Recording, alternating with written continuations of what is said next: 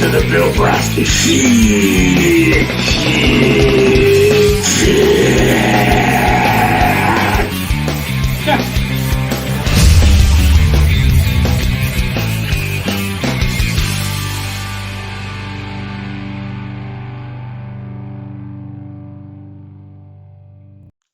Hey, one of the things that's really kind of cool, guys, and I know we don't really get into a lot because we don't have people with such life experience. With having RedHook on tonight, dude, RedHook was around the fucking L.A. music scene in the fucking 90s like nobody's business. RedHook, you've said some stories and share only what you're comfortable with, but buddy, if you could tell some of the stories, I mean, some of the Alice in Chains stories, any of those stories you want to tell us, we'd love to hear them. Yeah, I gotta, it's like, let me think. Yeah, what do I want to tell? When he says you were around in the scene, like you were actually involved in the scene? I was playing in bands in Los Angeles in the early 90s. So, Nice. yeah, I was involved, but it was, kind of late in the game after Guns N' Roses and stuff. I actually seen Axl one day. I was walking down Melrose, and it was like after closing time. And Axl was sitting on the patio at the burger that Ate L.A. It was this burger joint that had a patio on Melrose, and it was a big hamburger with a bite out of it at the top of the building. And he was sitting there by himself. So he had rented the whole patio somehow after closing time to sit there by himself and eat a hamburger. And I was tunnel vision. I was so into myself at the time. I was just like, hey, Axl, what's up? He's like, yeah. I just kind of kept walking. It was the fucking weirdest thing. The guy's just sitting like, why would you rent the place all by yourself? Sit there and eat a hamburger. People stare at you. Okay. All right, RedHook, did you come up with a story, you think? Yeah. After Alice in Chains were really big, Mike had just gotten thrown out. He came to Hollywood. Shows up in town with just nothing but like a shirt on his back. It ends up at our place somehow. And we already have like Robbin Crosby from Ratt coming over every day. And now we got Mike Starr from Alice in Chains coming over every day. And I'm in this world, and I'm like, wow, this is what I want to be, and this is where they are, and this is where I am. Kind of a mind fuck. You got these people, they're in millionaire bands. They don't have a dollar to their name because they've either fucked up like Robbin Crosby did, or Mike Starr had just gotten thrown out of the band, and they knew he was thrown out, and they would keep all his money for him. We had to run scams to get money out of the Alice in Chains band and into Mike's pocket so that we could all get fucking wasted, of course. But just a weird time in my life. I mean, could you imagine, like, I grew up watching MTV, listening to Ratt, and then you got Mike Starr. I mean, Alice in Chains were like the top 10 band in the country at the time. They were huge. And he's sitting there, he's got like $20. I'm like, really? I got like 10. Fucking weirdest fucking time. Well, both of those guys are dead now, are they not? Yes, they both are. Rest in peace. Yeah, rest in peace. Oh, yeah, for sure. I mean, what was the craziest thing you saw happen back then, buddy? Craziest thing I ever saw happen. My ex-girlfriend invited me to a party one time, right? And I went there, and it was like, on the way there, I ran into all these friends, and we all just kind of came. And it was nothing. She was trying to set me up, right? And the weirdest thing is this guy that I used to be in band with, he's with me. We don't even party together. He just, somehow the universe put him next to me that night. He had a gun with him. And it fucking saved my life because the fucking other people had shotguns.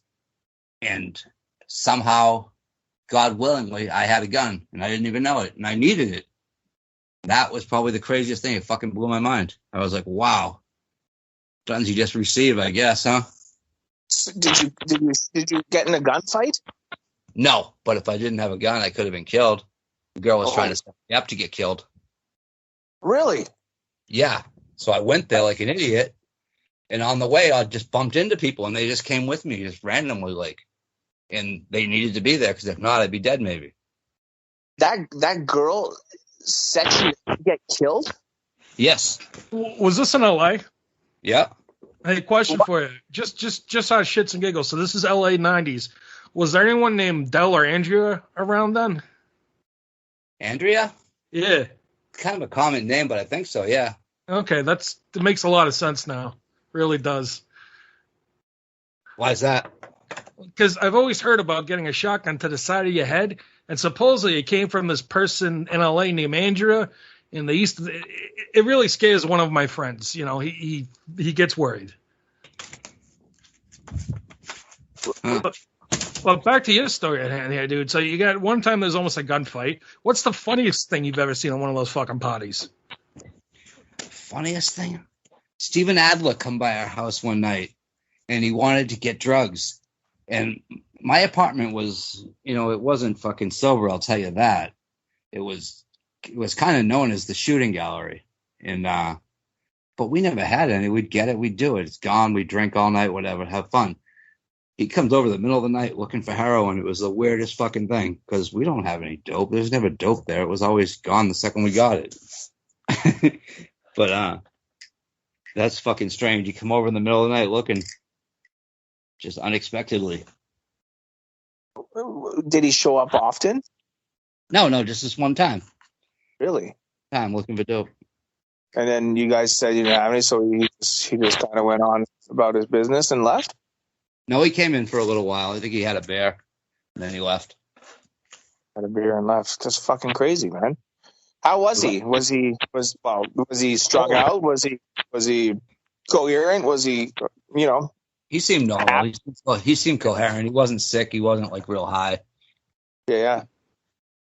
But that apartment, oh my God. I just remembered this now that I mentioned the shooting gallery. I'm going to have to go into this. I moved out and then I come back like a few weeks later. And, okay, one of my roommates got pissed one time and this girl pissed him off through a friggin' vacuum cleaner through the window. So that was the first window gone. I come back 2 weeks later. There's no more windows left. And one of the girls that was staying there started hanging out with one of the 18th Street gang that sold crack on the corners there. So they spray painted all the walls and shit, and the windows are gone. And eventually we were told just not to be in the apartment one night. And another gang came and shot holes through all the walls. And the apartment ended up being on the nightly news because they came and shot holes in the place afterwards because they got the Mexican gangsters involved in the place. The girls did. So that's how our apartment ended.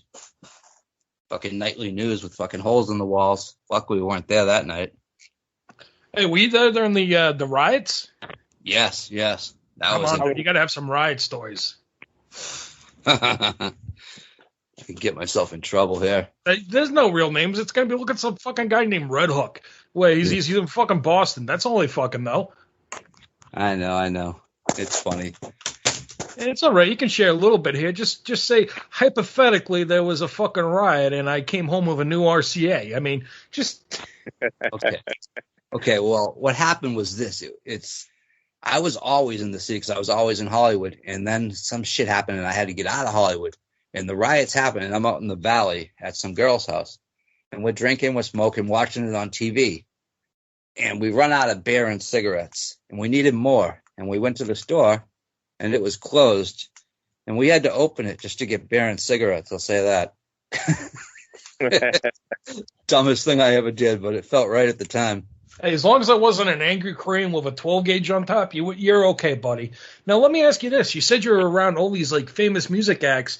Did you ever get to play your band open up for anybody that became somebody big? Did you ever get to, be in the same room musically as somebody performing that was, noteworthy?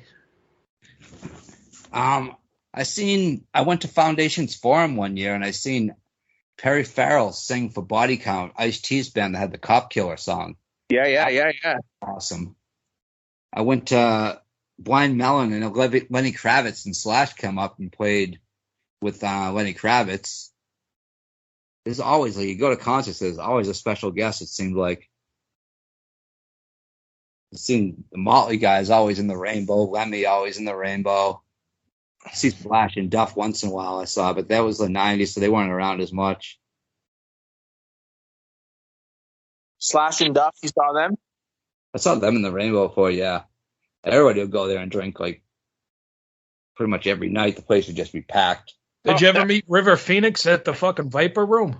No, I think he was already dead when I got there. I'm not sure, though.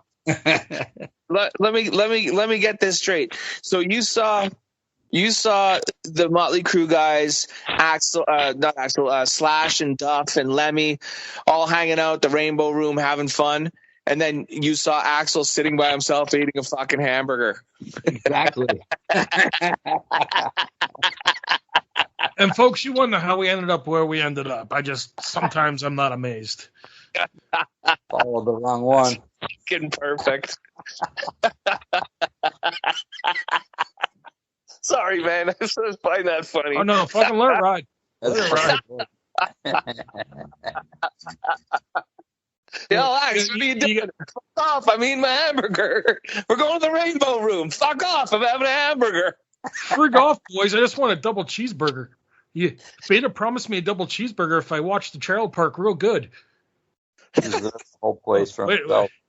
So are we now finding out that the Beta Labias and Axl Rose relationship might be very Jim Leahy and Randy Leahy? I mean, is this what we're trying to find out, guys? That for a cheeseburger, Axl will do pretty much anything? Oh, shit. Probably.